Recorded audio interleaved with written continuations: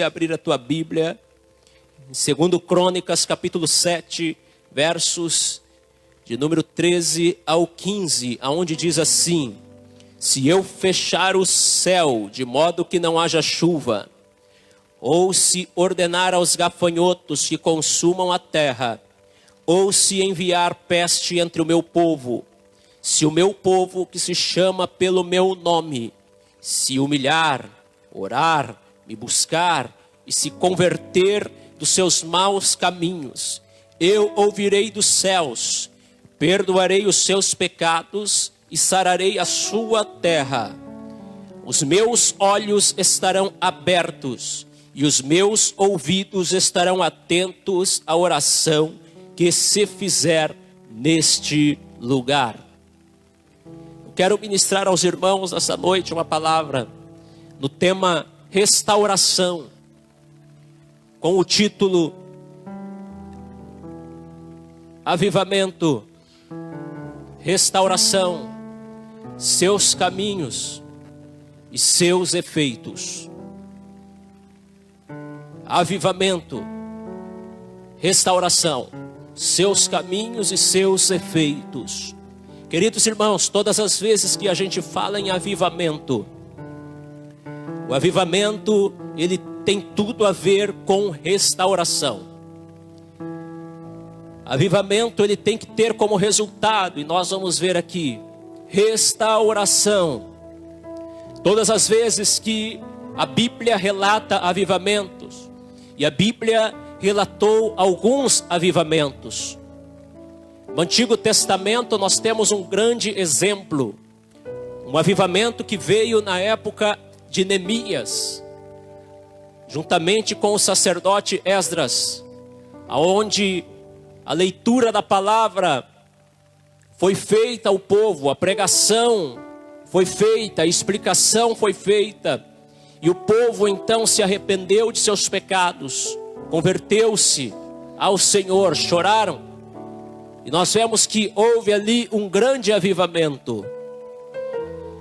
E avivamento é uma palavra muito familiar para nós, principalmente nós da fé pentecostal.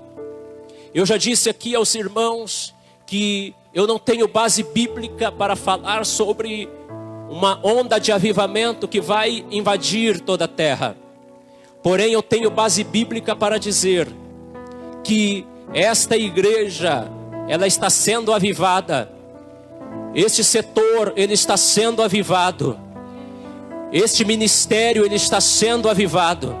A Assembleia de Deus, Ministério de Santos, vai estender os teus termos. Tem crescido como nunca e vai continuar crescendo. O tempo que nós temos passado é um tempo propício para a restauração, para o avivamento de Deus acontecer. E nós temos lido uma passagem que vai nos falar disto. Quando a gente dá de encontro com o segundo livro das Crônicas, no capítulo de número 7, nós vamos ver que a glória de Deus, ela invade o templo que estava sendo consagrado ao Senhor. Deus então vai falar com Salomão, e ele vai mostrar algumas coisas que poderiam, e não só poderiam, mas que iriam acontecer, e que conforme o povo de Deus se comportasse, Deus iria enviar determinadas coisas sobre eles. Nós vemos que Deus, ele vai falar para Salomão a respeito de céu fechado. Ele vai falar sobre gafanhoto. Ele vai falar sobre peste. Se o povo, de alguma forma, o povo de Deus, o povo que se chamava pelo nome do Senhor, viesse prevaricar contra Deus, pecar contra a sua palavra, se desviar dos seus caminhos, Deus iria enviar essas coisas sobre o seu povo. Iria enviar céu fechado, ou seja, teria seca. Iria enviar os gafanhotos que iriam destruir toda a lavoura. Iria enviar a peste esta que atacaria tanto seres humanos como também animais, e a colheita do povo de Deus nós vamos ver que Deus vai estabelecer esses padrões. E, queridos irmãos, Deus aqui estava tratando, era com o povo dele, o povo da antiga aliança, o povo da antiga aliança que nós conhecemos como o povo de Israel, era o povo de Deus. E constantemente Israel, ele se desviava dos caminhos do Senhor, passava a buscar deuses estranhos, adorava a Baal, se corrompia diante de Astarote. Nós vemos que eles se prostituíam, era um povo que sempre estava negligenciando e pecando contra a lei de Deus. E constantemente Deus estava enviando sobre eles o céu fechado, Deus enviava sobre eles gafanhoto, Deus enviava sobre eles peste. Nós vemos estas coisas acontecendo por todo o Antigo Testamento. Nós vemos que Deus, ele vai cumprir a sua palavra, porque Deus, ele não é homem para que minta, nem filho do homem para que se arrependa. Aquilo que Deus fala, ele cumpre. Aquilo que Deus promete, ele faz. Aquilo que Deus diz que vai acontecer, acontece, porque Deus não volta atrás das suas palavras. Deus não muda o seu intento. Aquilo que Deus decretou, está decretado. E nós vamos ver que o povo de Israel, eles receberam estas coisas sobre ele. O povo de Israel constantemente viram estas coisas acontecendo no meio deles. E quando a gente olha para a nova aliança, e vamos falar para os nossos dias, porque nós não vivemos os dias da antiga aliança, nós não vivemos os rudimentos antigos, não, nós não estamos debaixo da lei de Moisés, mas nós estamos debaixo da graça do nosso Senhor e Salvador Jesus Cristo. Entretanto, queridos irmãos, a base da justiça de Deus, ela continua sendo a mesma. Nós vemos no Novo Testamento, a Bíblia falando, Paulo escrevendo para a igreja de Éfeso, para a igreja da Galácia, e Paulo dizendo para eles no capítulo 6, que tudo aquilo que o homem semear, certamente colherá. Nós vemos ele dizendo isso. Nós vamos também Paulo falando a respeito da lei da semeadura para a igreja de Corinto, na segunda carta, no capítulo de número 9, e a gente vai ver Paulo falando a respeito de ofertas. Entretanto, queridos irmãos, nós sabemos que a lei da semeadura, ela vale para todas as coisas. Nós estamos debaixo da graça, entretanto, a lei da semeadura, ela permanece, assim como no Antigo Testamento. Se Israel semeasse desobediência, eles colheriam o castigo divino. Da mesma forma, o povo da nova aliança, se semear em desobediência, e vai colher o castigo divino. É isso que nós vamos ver. Uma outra coisa, queridos irmãos, no Antigo Testamento, o povo de Deus era Israel. No Novo Testamento, o povo de Deus se chama igreja.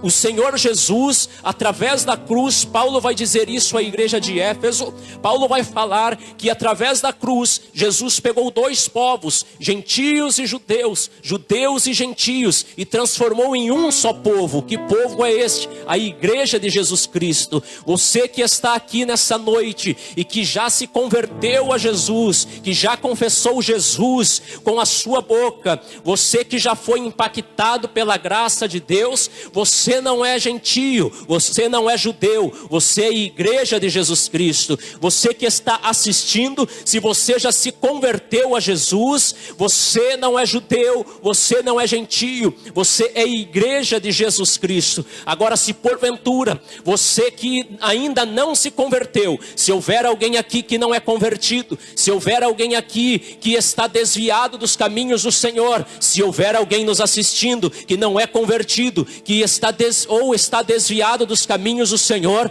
hoje é noite aceitável.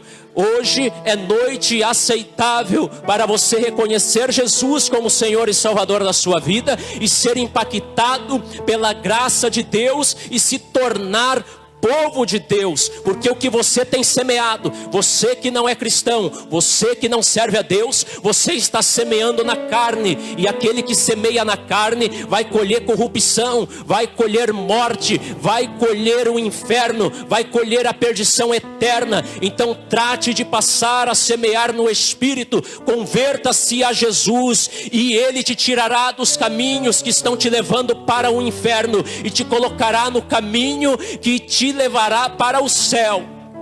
É noite aceitável ao Senhor. Nós somos o povo de Deus, e Deus Ele vai tratar com o seu povo. Este texto, é claro, está falando do templo. Este texto, é claro, está falando de um regime, de um sistema sacerdotal. E nós, na nova aliança, não vivemos debaixo do sistema da antiga aliança. Senão não poderíamos estar aqui, teríamos que estar aonde o templo estivesse. Não poderíamos cultuar desta forma. Não poderia nem mesmo estar fazendo uma transmissão, porque na antiga aliança os rudimentos eram diferentes. Muita coisa mudou. Entretanto, a justiça de Deus, ela permanece a mesma, a base permanece a mesma. E Deus está tratando com o povo dele aqui. Tratando com outro povo, está falando com o povo dele. E hoje a gente vê aqueles que pertencem ao povo de Deus, às vezes com a sua vida esterilizada, com a sua vida destruída, porque o céu se fechou. Ele ora e a oração não chega mais no trono. Ele ora e Deus não ouve a sua oração, o céu está fechado. Nada sobe, nada desce. A oração não sobe, as bênçãos não descem. Nós vemos muitos cristãos sendo consumidos pelos gafanhotos. Nada prospera, nada vai adiante, nenhum projeto prossegue. Às vezes começa até bem, tem até uma boa expectativa, mas de repente termina em nada. Nós vemos pessoas que não conseguem usufruir o melhor de Deus, não conseguem se deleitar em Deus, porque a sua vida parece estar sendo consumida por uma peste. Ele é enfermo espiritualmente. Trazemos essas situações do Antigo Testamento para a Nova Aliança e colocamos diante da nossa vida espiritual. Quantos cristãos, quando eu falo quantos, não estou me referindo a este grupo que aqui está, a este grupo que nos assiste, mas estou falando da Igreja do Cordeiro de um modo geral. Quantos estão estéreis? Quantos estão arruinados? Quantos não recebem as bênçãos advindas de Deus e não têm uma vida espiritual sadia? Porque estas coisas sobrevieram sobre ele. Assim como aconteceu com Israel na antiga aliança, muitos cristãos estão sofrendo nesta nova aliança. Se olharmos para o mundo, essa palavra não se encaixa para eles, porque Deus estava falando com o povo dele. E o povo do mundo não é o povo de Deus. O povo de Deus se chama igreja. Na antiga aliança era Israel, hoje é a igreja. Então Deus está tratando com o seu povo a respeito de avivamento, a respeito de restauração. Mas todo avivamento, ele tem um caminho. Toda restauração para acontecer, há um caminho a ser seguido. E Deus, ele vai apresentar para o povo e para nós que somos o povo dele hoje. Porque ele vai dizer no versículo de número 14: se o meu povo, que se chama pelo meu nome, ele vai apresentar agora o caminho para o avivamento, para a restauração. E eu quero aqui sintetizar em rápidas palavras esse caminho que já está explícito na palavra e que nós conhecemos, nós sabemos, porém precisamos colocar em prática. E se nós colocarmos em prática isso que aconteceu aqui hoje, com semelhança, e está acontecendo, com semelhança à passagem de Atos 4 que a gente leu, aonde o lugar se moveu, a glória encheu a casa, as pessoas falavam com ousadia a respeito das grandiosidades de Deus. Pode ter certeza que será algo constante na nossa vida, porque Deus tem restauração, Deus tem avivamento para este tempo. E eu quero dizer que este avivamento, ele não será dispensado hoje, porque ele já começou a ser dispensado sobre esta igreja, ele já começou a ser dispensado sobre a tua vida, ele já começou a ser derramado sobre o povo de Deus. Porque este caminho já tem começado a ser seguido por muitos. Vejamos qual é o caminho para isso. O Senhor vai dizer no verso 14: se o meu povo, que se chama pelo meu nome, se humilhar, humilhação. Veja, quando se fala sobre caminho para o avivamento, para a restauração, que era o que Deus estava apresentando para este povo, que era o povo dele, e ele apresenta para nós que somos o povo dele. Deus vai falar: se o meu povo se humilhar, humilhação. O que é humilhação? O povo endurecia serviço, o povo empolava o peito, o povo recorria a Baal, o povo recorria a Astarote, o povo confiava no braço do rei, o povo confiava no seu próprio braço, o povo confiava em tantas coisas e pecava contra Deus. Deus vai dizer: ó, se o meu povo se humilhar. O principal ponto de humilhação,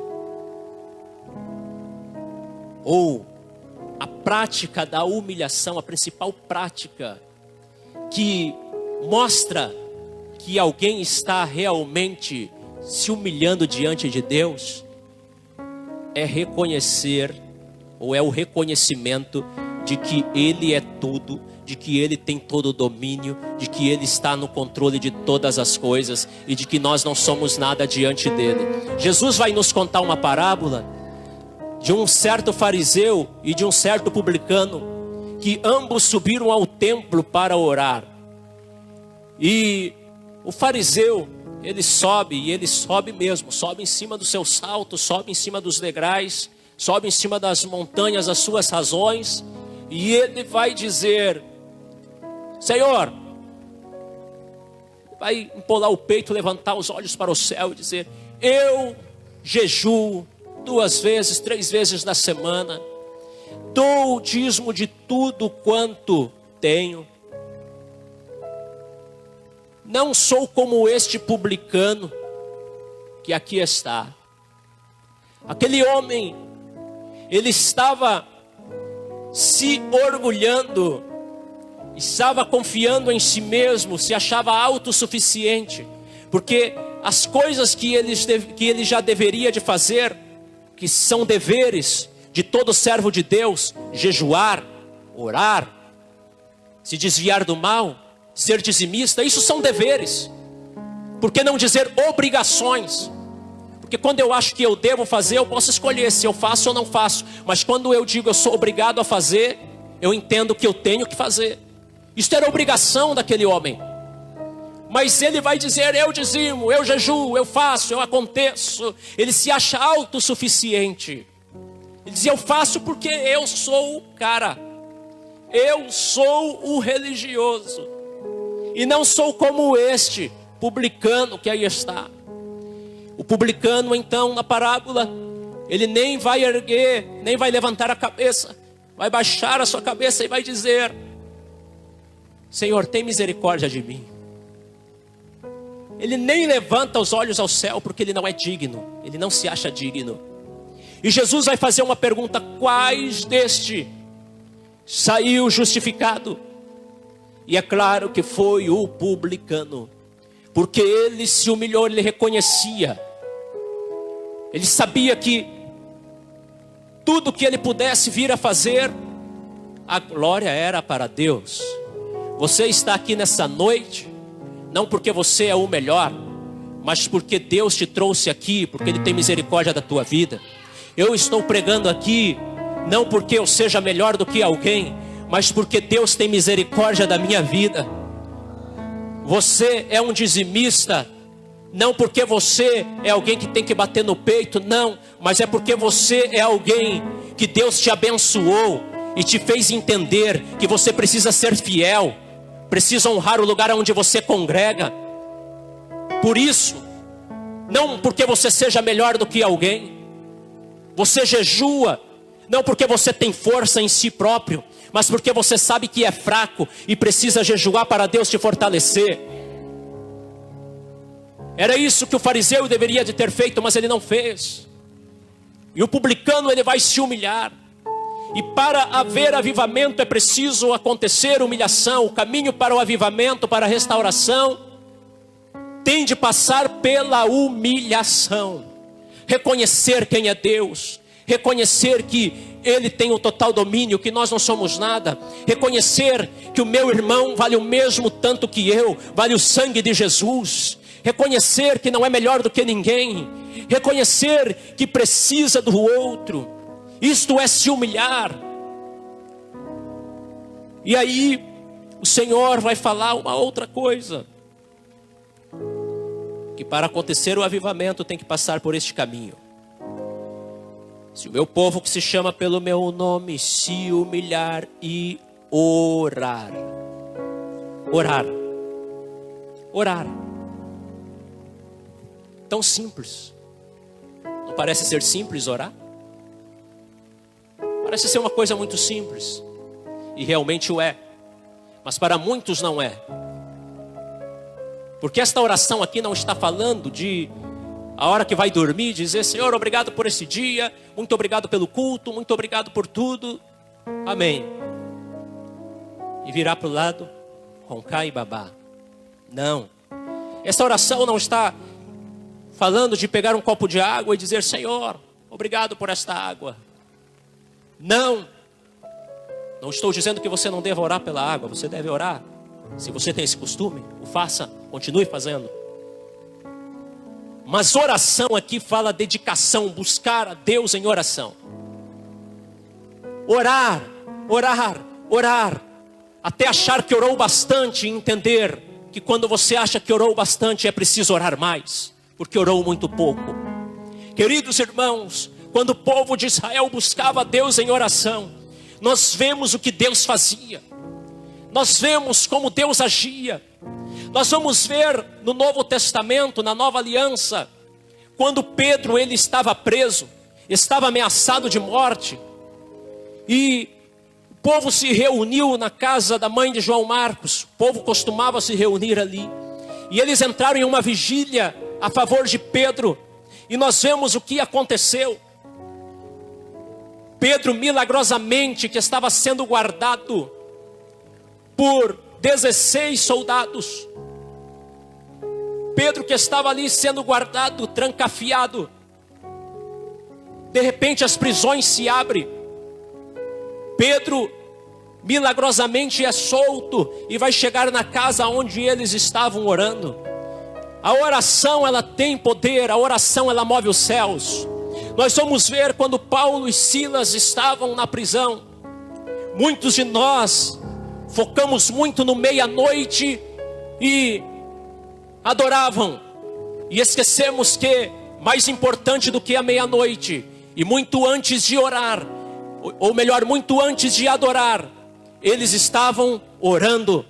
Eles oravam e adoravam, oravam e cantavam louvores ao Senhor.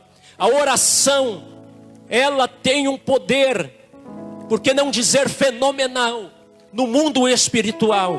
A oração é aquilo que nos mantém conectado com Deus. Os apóstolos, quando a igreja começou a sofrer com várias infiltrações, com várias investidas, nós vamos ver que uma delas foi a reclamação das viúvas dos gregos, aonde elas diziam: ninguém nos serve, precisa de alguém nos servir à mesa. E então no capítulo 6 de Atos dos Apóstolos, nós vamos ver que os apóstolos, eles se reúnem e eles dizem: olha, vamos eleger dentre nós 7 homens cheios do Espírito Santo, 7 homens de caráter, para que eles venham servir às mesas, 7 diáconos. E nós vamos continuar no ministério da oração e da palavra. Vejamos, queridos irmãos, aqueles homens, os apóstolos do Senhor Jesus, os apóstolos do Cordeiro e Matias, que com eles ali estavam. Eles buscavam ao Senhor em oração constantemente. O ministério era oração e palavra, para acontecer um grande avivamento, para a restauração vir sobre nós neste tempo que estamos vivendo. É preciso que a gente venha orar, é preciso que a gente venha buscar. Me lembro agora de Charles Haddon Spurgeon.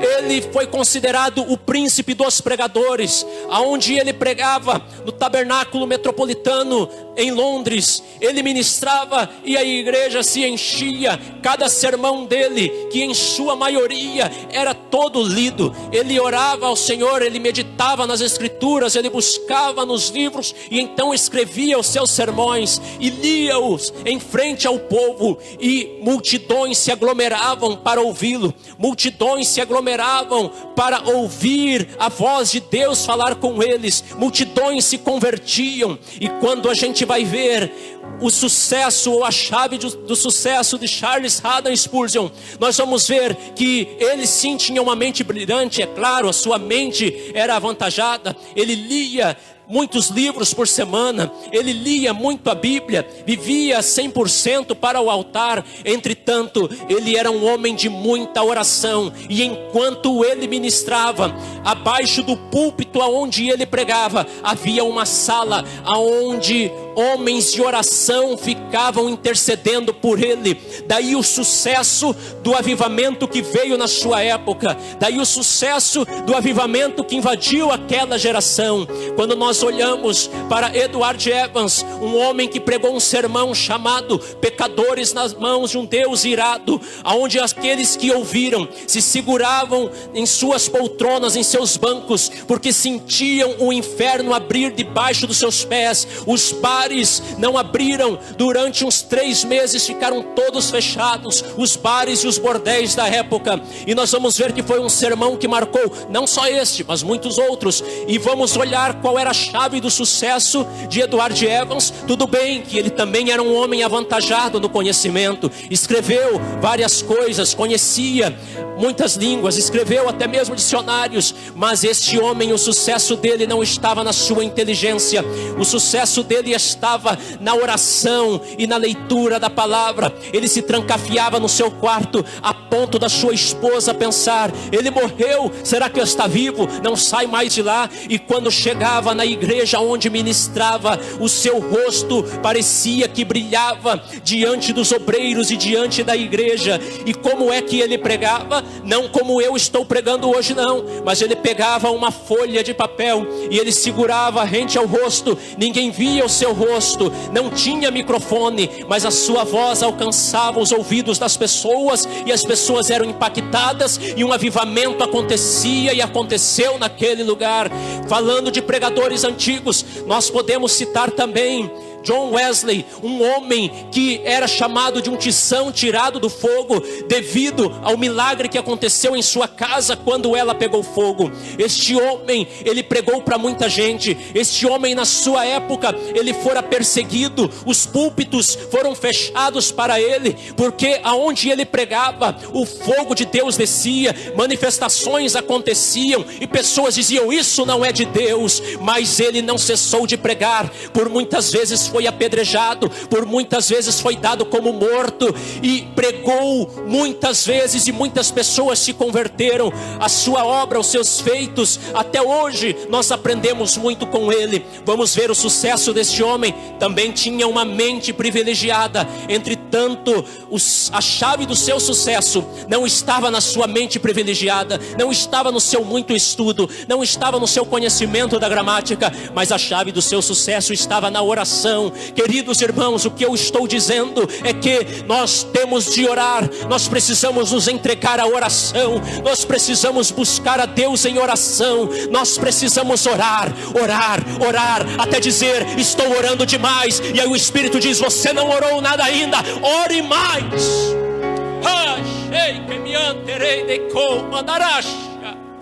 Aleluia. O caminho do avivamento, ele passa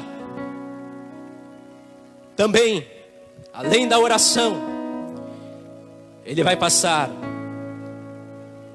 pela conversão. Se converter dos seus maus caminhos, mas antes de se converter, vai passar por me buscar.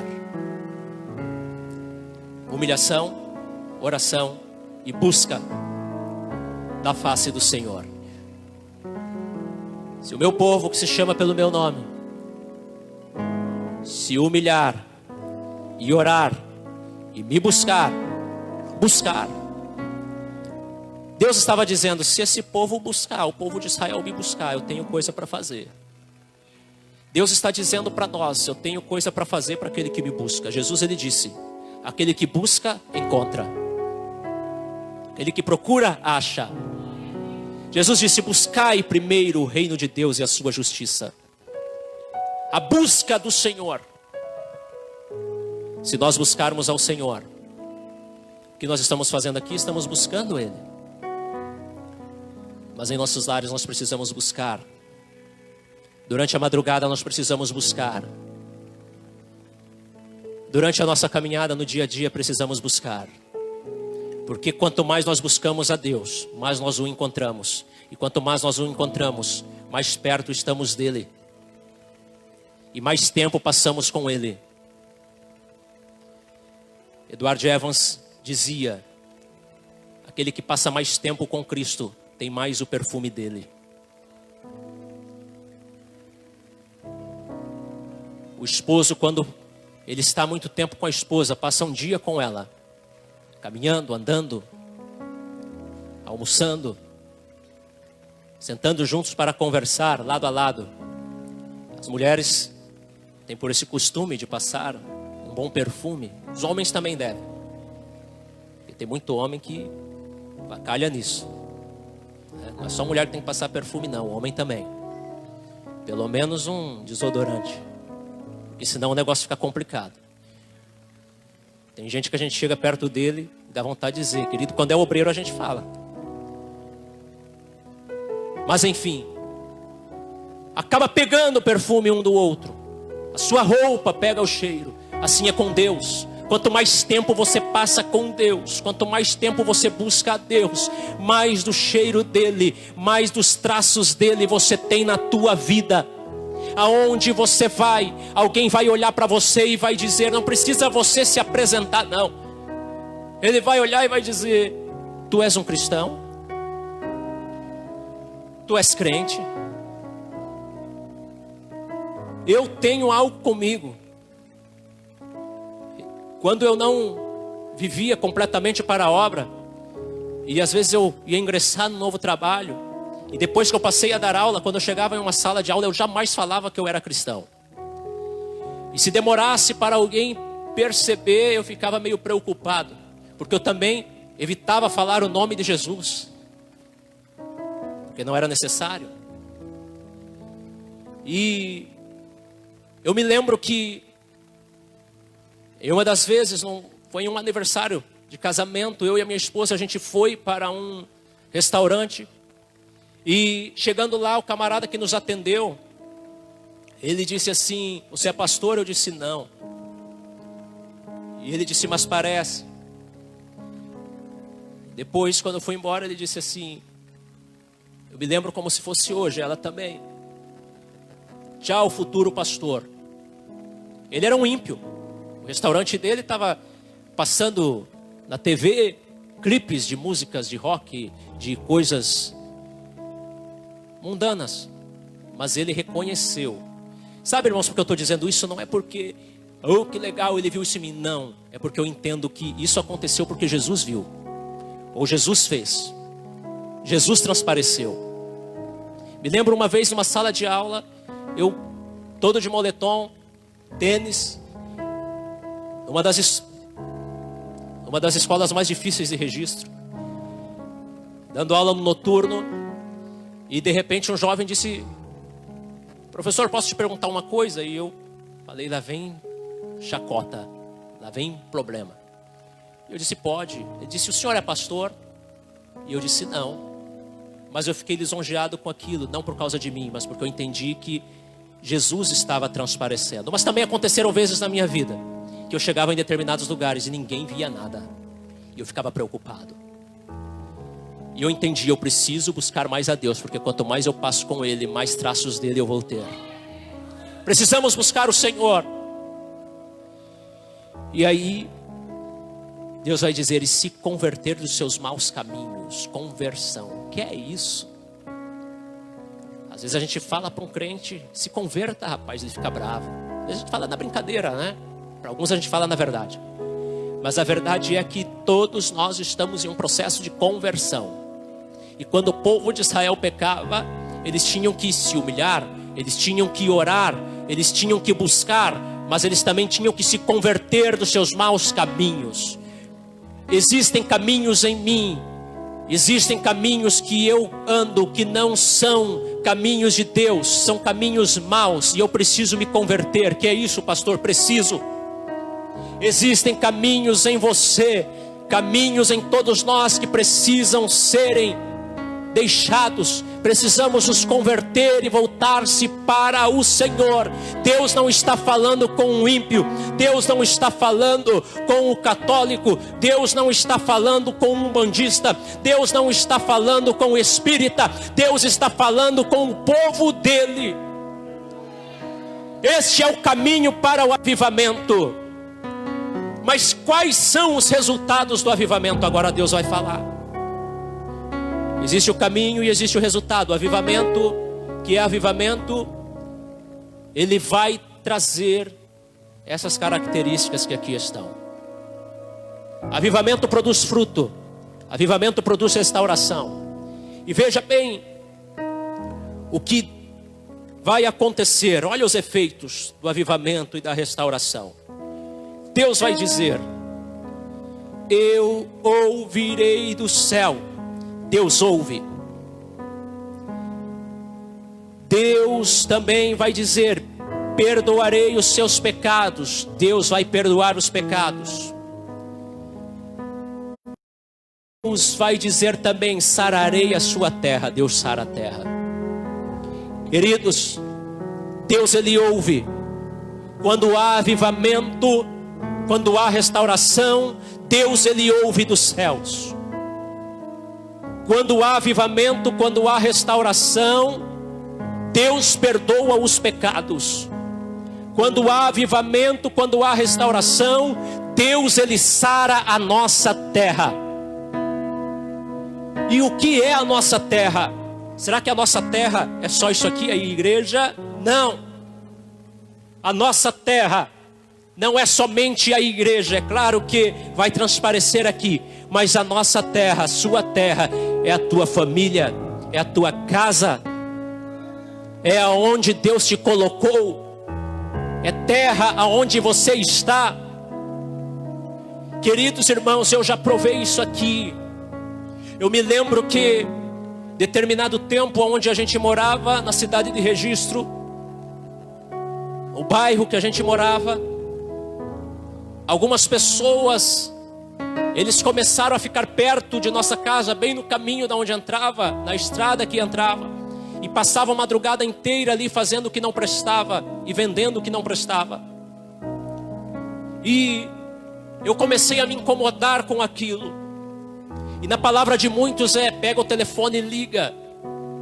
Mas eu ouvi alguém pregando esta palavra, e eu disse: espera aí, aqui a minha casa é minha terra, então eu vou buscar a Deus em oração e Ele vai arrancar esse negócio daqui.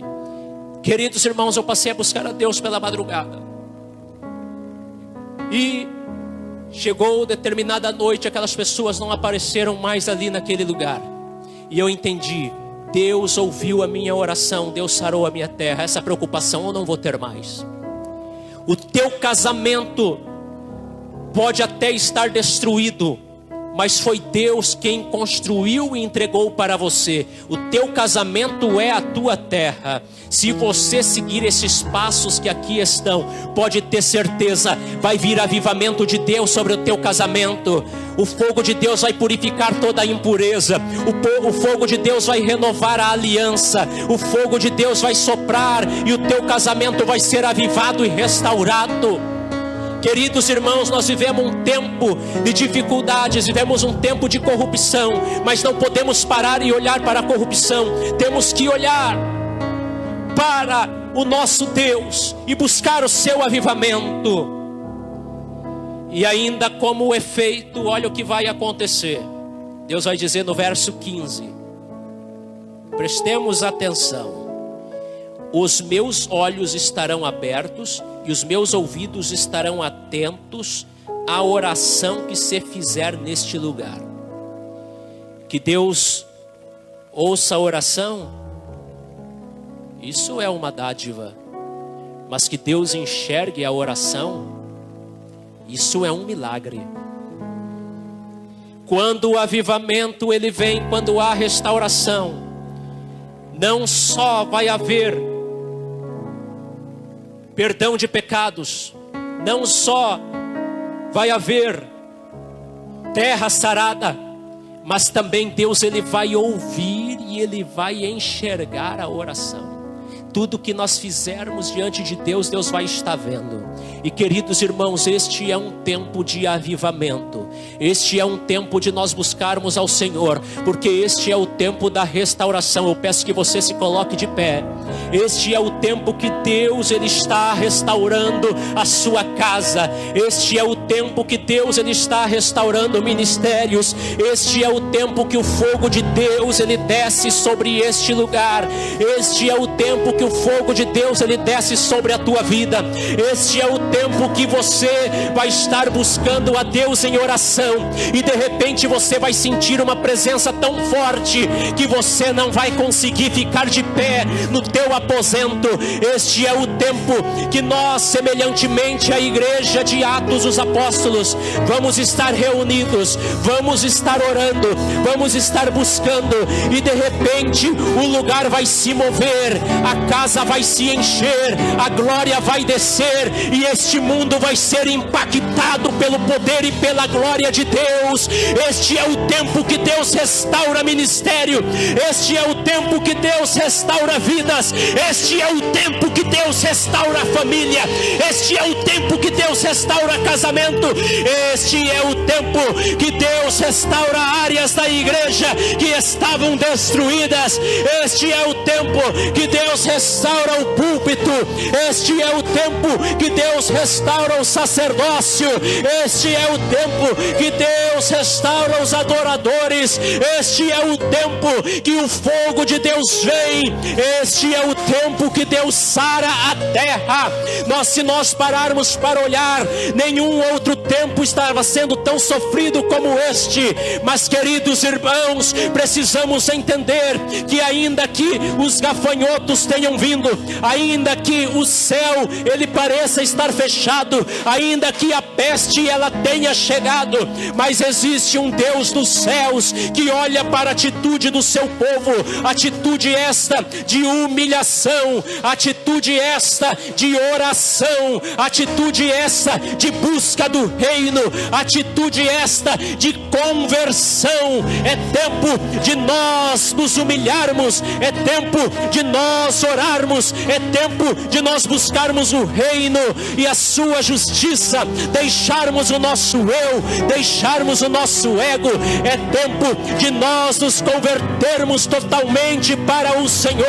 É tempo de descermos do pedestal pentecostal é tempo de deixarmos de achar que somos quando não somos, mas é o tempo de dizermos: Ele é o que é, Ele é o grande eu sou, Ele é o nosso Deus. E o avivamento vem sobre a tua vida, o avivamento vem sobre a tua casa, e como resultado, uma grande colheita de almas, uma grande colheita de conversão, uma grande colheita de milagres, uma grande colheita de batismo com o Espírito Santo virá sobre o povo de Deus.